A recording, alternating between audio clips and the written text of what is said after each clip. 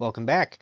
With the NHL season quickly approaching, I feel there's no better time, and by no better time I mean I'm quickly running out of time, to talk about Utah's first offseason. A lot happened, so let's get straight into it. Firstly, jerseys and logos officially got revealed. Starting with the logos, Circle 1 is fine. It's a temporary logo, it's fine, it will do. The state outline one actually works really good. Actually, I won't lie, I don't mind that one. I think if once you get the team name, you just change out the hockey club for whatever the name is, or you can even just keep it as Utah. Do that, throw it on shoulder patch, done. Perfect. Works fine. Speaking of jerseys, you know what? I'll be honest, they're not bad. For what they are, they could be worse, all things considered. If they had put the circle logo as the logo on them, they would have looked horrible. But because it's a word mark that says Utah, I think that works fine. Plenty of teams have done the word marks before, so it's not like it's uncommon to see, and I think that's what helps it kind of not look ridiculous. Plus, the colors work really good, in my opinion. The blue really grew on me more and more that I saw it, so I think they'll be fine. Switch out the word mark for the real logo, keep it, works fine. Or you could even keep the logos you have now, or the jerseys you have now, as a third. Keep that black as a third. Change the color, maybe make it blue. Make that a third. That could work. And then do something different for the main logo. But either way, regardless of how you do it, they look pretty alright. Next up, let's talk about the draft. We had the 6th overall pick, and eventually we traded up to receive the 24th overall pick as well. Starting at 6th overall, we picked Tej Aginla from the Kelowna Rockets of the WHL. In 64 regular season games, he had 47 goals, 37 assists for 84 points, and in the playoffs, 11 games, 9 goals, 6 assists for 15 points. Left-handed shot, big hands, not a bigger player, but big plays. Expected to play center, although they have him playing wing in the minors, but he has played center as well. As of the time of doing this, he has got into a few preseason games, so good. I don't expect him to make the team first year, mainly because I can't see too many roster spots available for him. If they are going to have roster spots for him, it would be a third, fourth line role, and I'm not sure with a player like that if that's where you want him exactly for his development, so we'll see if they send him back to the WHL for another year. If they have him playing in the AHL with Tucson, we'll see how that goes. We're super proud for the first selection in our franchise's history. For 2024 draft, Utah selects Tej Aginla. Yeah!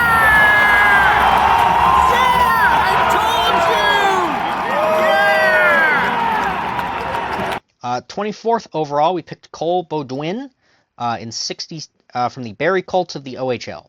In 67 regular season games, 28 goals, 34 assists for 62 points, and in the playoffs, 6 games for 2 goals, 3 assists for 5 points.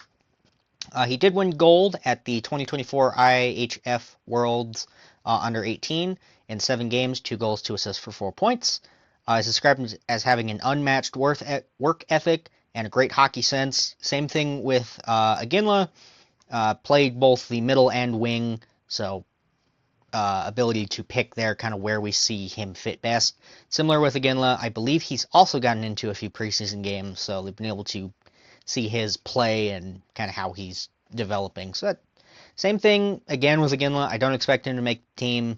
I don't know if that is where you want him for development purposes, but he could make it. I don't know. We'll see. I can't see it personally, but not as a slight on him.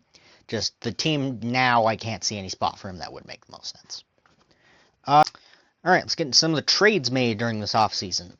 June 29th, a few go down. Firstly, Utah receives Mikhail Sergachev in exchange for J.J. Moser, Connor Geekie, a 2024 7th, and a 2025 2nd.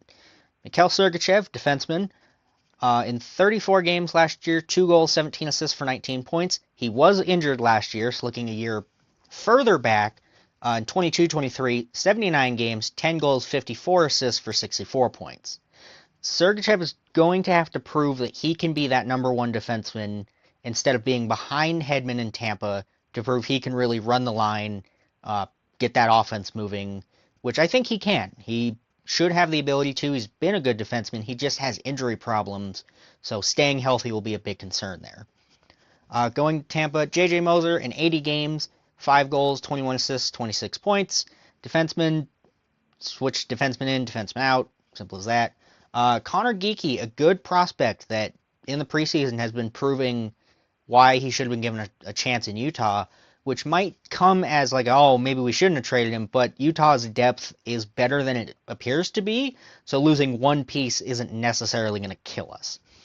In 29 games in the WHL, 23 goals, 27 assists for an even 50 points, and then a 2024 7th and 2025 2nd.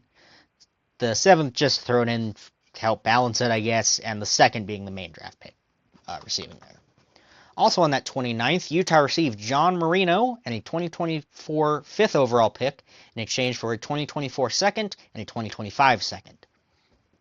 John Marino, another defenseman, brought in to help bolster that defensive line, kind of get a more veteran presence there, more skill and some offense there, more depth down. Maybe not a top 4 guy, but if you can have Marino in your bottom pairing and have a decent top 4 defensive pairing, that should work out pretty good. In 75 games, Marino, 4 goals, 21 assists, 25 points, so not bad offense for a defenseman.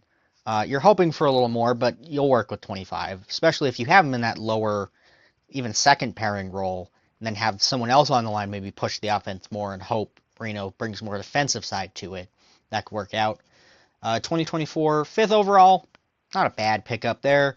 Just depth down in the draft. You might be able to flip that with something else to maybe move up later, or throw that in a trade somewhere and maybe you get something better. Devils getting a 2024 2nd and a 2025 2nd. Utah is not strapped for draft picks, so losing a few seconds is not a concern. I believe we still have, it's 3 2nd overall in the 2025 draft. It might be 2024. It's one of them. So losing 1 in each of them, it's not a concern, all things considered. All right, and July 3rd, a 1-for-1 trade here. Utah receives Igor Sokolov, and Ottawa receives Jan Yannick. Both had struggles in the NHL, so they're hoping a change of scenery will bring out a player in both of them. Sokolov last year in the AHL, 71 games, 21 goals, 25 assists for 46 points. No NHL games last year. Jan Yannick in the AHL last year, 55 games, 16 goals, 20 assists for 36 points. And he did get into NHL action, 5 goals, 1 assist, that's all. They've had good minor numbers, just nothing in the NHL yet that have really proven why they should be on a roster. But if you can throw them down in your farm team, not bad, all things considered. But hopefully, with the change of scenery for both of them, should help to improve their games. But we'll have to see on that, and we'll get to that later. Down the line, hopefully something's developed, and if not, they'll be decent AHL players, hopefully.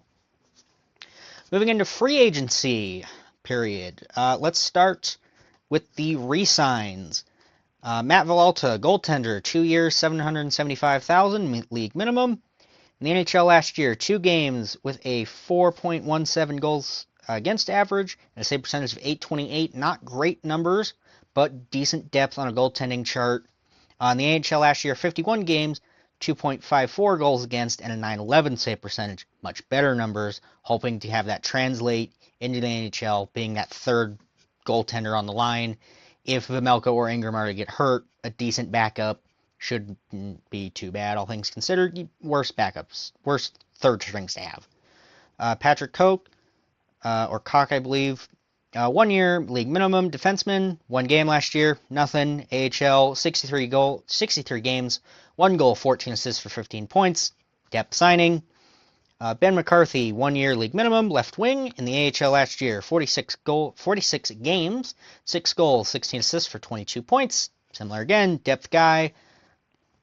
Vladislav Kolyachonok, 2 years, league minimum, defenseman. In the NHL last year, 5 games, 1 goal, 3 assists, 4 points. In the AHL last year, 36 games, 8 goals, 3 assists for 11 points. I think Kolyachonok can be a good defenseman if you throw him on that lower pairing, have him on that third pair, maybe even bump him up to second, hoping to get a little more production out of him. But I think throwing Kolyachonok on that third pair, that's fine by me. Big re-signing. Liam O'Brien, 3 years at $1 million, center. Great for the value there. 75 games last year, 5 goals, 9 assists, 14 points. Fourth liner, big hit, fight guy. If you saw that preseason game here, you're well aware of what he can do. Mainly just fourth liner out there to start things, and really, if you need that, you need that. So getting him at 1 million should be more than bargain. Michael Kesselring, 2 years, 1.4 million, defenseman.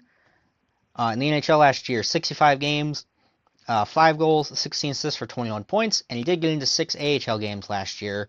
No points there, so I believe he was in the AHL first, then called up for the 65. I think Kesselring has the potential, again, good offensive numbers. If you wanted to, I don't remember off the top of my head where they had him last year on those defensive pairings. But similar thing, throw him on a second pairing, throw him on a third pairing, not bad, all things considered. Juuso Välimäki, 2x2 for a defenseman.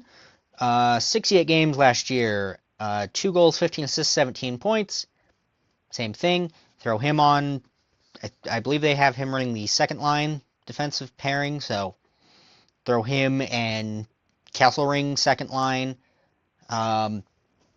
And I'll get on that first line here in a sec. Sean Durzi being the last re-sign, the biggest one. 4 years, $6 million for a defenseman.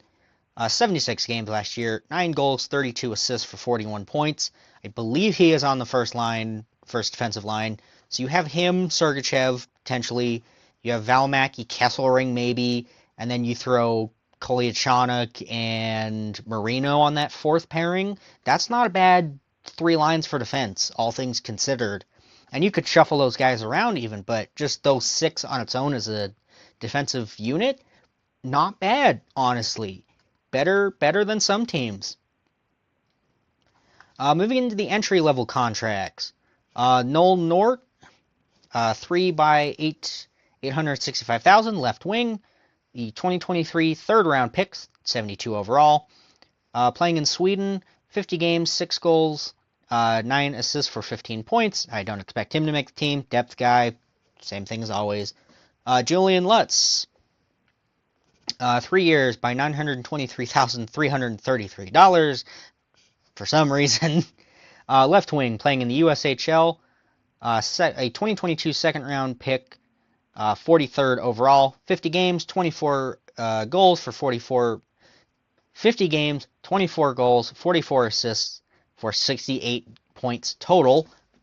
Good lord. I think, looking at the NHL website, last I looked at the rosters for it, they have Lutz making the team. Throw him on a third, fourth line. Could not, pretty decent potential there. Or give him another year in the minors to develop. Not bad at all there. Mikko Matika, 3 years, 870,000. Right wing, playing in the NCHC, a 2022 third round pick, 67th overall, in 43 games, 20 goals, 13 assists for 33 points. Not bad, more offensive depth. Artem Duda, 3 years, 950,000 for defenseman, playing in the OUAA. Another 2022 second round pick, 36th overall, playing 12 games, 2 goals, 5 assists for 7 points, and in 2023, playing 14 games, 5 goals, 8 assists, 13 points, playing in Russia for SKA Red Army Junior. So overseas, KHL, MHL league playing there. Not bad. Good leagues to develop in, so not bad there. Aginla and Baudouin also signed their entry-level contracts. 3 years, 975,000, league maximum for entry-level contract. Same thing as discussed earlier. Simple as that. Free agency in general, just signings. On June 1st, Ian Cole, 1 year, $3.1 million defenseman. Another one you can throw on that third pairing if you wanted to. Good defensive depth by Utah. Looking through this again, just good potential overall for any combination of six you want. Even if you wanted to run a seventh man, or just have that seventh man ready, you can have a pretty decent seventh man. Cole did struggle last year in the playoffs, so that could be a concern, but you're not expecting too much from Ian Cole. On 78 games last year, 2 goals, 9 assists for 11 points, and in the playoffs, 13 games, 2 assists, that is all. Kevin Stenlund, 2x2, he's a center, in 81 games, 11 goals, 4 assists, 15 points. Good fourth liner, good veteran presence, just won the cup in Florida, not a bad pickup overall. Kevin Cottonen, 2 years league minimum, a 2-way contract as well. So he will get paid a certain amount if he's in the NHL all year, and he will make a certain amount if he's in the AHL all year, but he will be given a minimum regardless.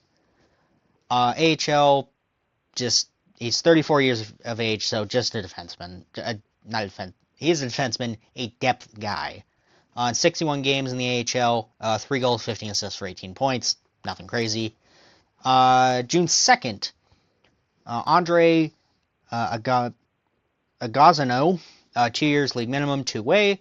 Left winger, AHL last year, 33 years of age, so another depth guy.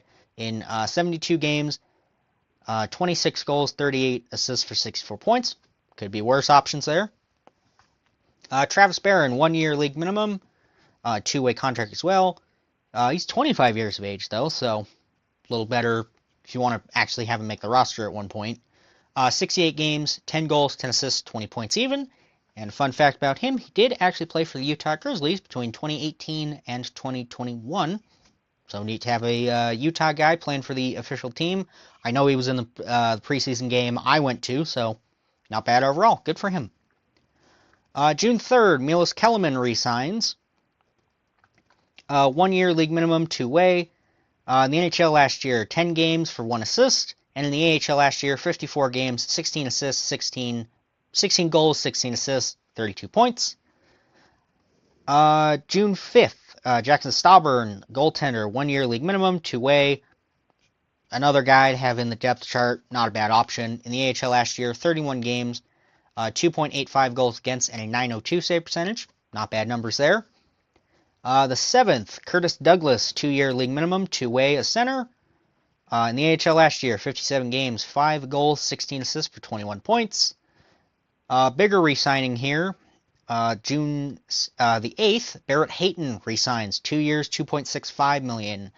In the NHL last year, 33 games, 3 goals, 7 assists for 10 points. Was injured though, so looking back a year. 22-23, 82 games, plays the full season.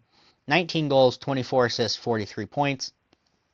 I know they have him running that first line as that first line center with Keller and I don't remember who else on the wing. So if Keller can really go crazy this year, I think Hayton should be able to be on that, ride that production wave and, should be better for him there. Sokolov on the 9th signs a 1 year, $775,000 league minimum, 2-way contract, same as before. And 831, Robert Bortuzzo, 1 year league minimum, just depth defenseman, 20 games last year, no points. We do have 1 PTO currently going, and that is for Kyler Yamamoto, right wing. In the NHL last year, 59 games, 8 goals, 8 assists for 16 points. Hoping to prove on that PTO that he can bounce back from a kind of lackluster few years and get that offensive potential back. As of recording this, he has not been released yet, so we'll see if he makes it. My guess is probably not, because not many of the PTOs have resulted in contracts yet, and with enough depth, good lord, I'm not sure. Maybe you keep him, say it with me, throw him on that third, fourth line, something like that.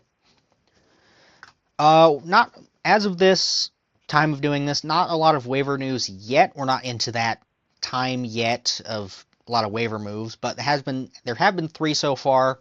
When you're put on waivers, you are going to be sent to the AHL, but every team in the NHL has the option to pick you up if they'd like. They take on your cap hit contract and everything, so you can essentially, if you wanted to, throw a guy on waivers, have someone pick him up, and then he's not your problem anymore. If he clears waivers, he's sent to the AHL, that's fine. And if a player's waivers exempt, they don't have to go through this process. They can just be sent straight to the AHL. Igor Sokolov, Travis Barron, and Kevin Kontinen all put on waivers, all cleared, so no problems there. Last few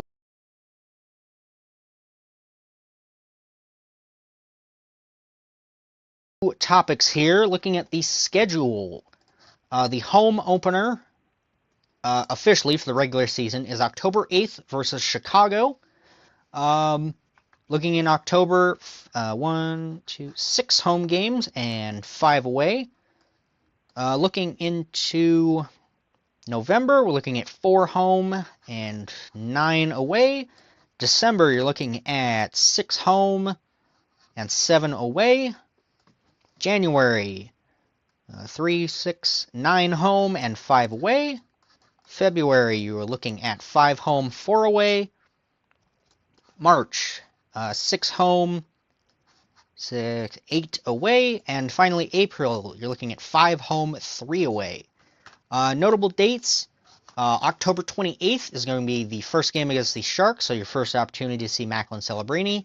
November 18th will be the first game against the Capitals, so your opportunity to see Ovechkin. November 29th, first game against Edmonton, so your chance to see Connor McDavid.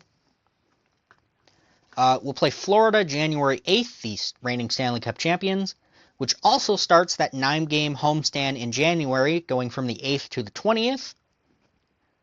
Right after that, January 29th will be the first game against the Penguins, so your opportunity to see Crosby. March 10th will be against the Leafs, so your first opportunity to see Matthews. The final home game will be April 10th versus Nashville, and the final game for Utah of the season, unless they make the playoffs, then obviously be in the playoffs, but the last regular season game for them will be April 15th at St. Louis. Moving into a couple other random things at the end here. We did sign a 1-year deal with the Allen Americans of the ECHL to have that ECHL partner. And before you think, oh, why didn't we sign the Grizzlies? We have them here. They are currently under contract with the Avalanche. I see no reason that once that contract ends, they won't become our ECHL affiliate. Would just make sense. But yeah, that would be the reason. If you see that and you think, well, wait, we have an ECHL team here. I know that. Why wouldn't we pick them? Because Colorado is usually the one, because we haven't had a team, so they're their affiliate. I see no reason once it ends that they won't come over. And the last topic I'd like to discuss here is the building of the practice facilities at the Shops at Southtown Mall over, I believe, in Murray. Announced the 8th of July, or the July 3rd, got that date backwards. Smith bought the land for the mall, and by bought the land, I mean bought almost all of it, which is impressive. And he plans to put 2 practice facilities there, as well as the team office there. Looking at the mock-ups, should be nice. They have a lot of the area fenced off now, but not a lot started yet. Although they do have the full year, I see no reason why they won't have it finished by then. It seems like every other date they've set for themselves they've hit easily, so it should be good, all things considered. And besides that, that should be all for a look at the off-season. Regular season starts in just a few days, so that should be able, get excited about that. Have a team in Utah finally. I do plan on doing a few play-by-play kind of radio broadcast-esque for a few games. I think that should be fun. I'll do it live here on the YouTube. Should be fun. I've seen, from the people I've expressed it to, I've seen interest back, and I think that'd be fun to do. So expect that. Expect, recaps weekly for the games played. Should be a fun season overall, and I cannot wait to get excited going to my fair share of games this season, so that should be fun. So, a week from now, as of recording of this, it's time to get excited. Thank you. Have yourself a good one.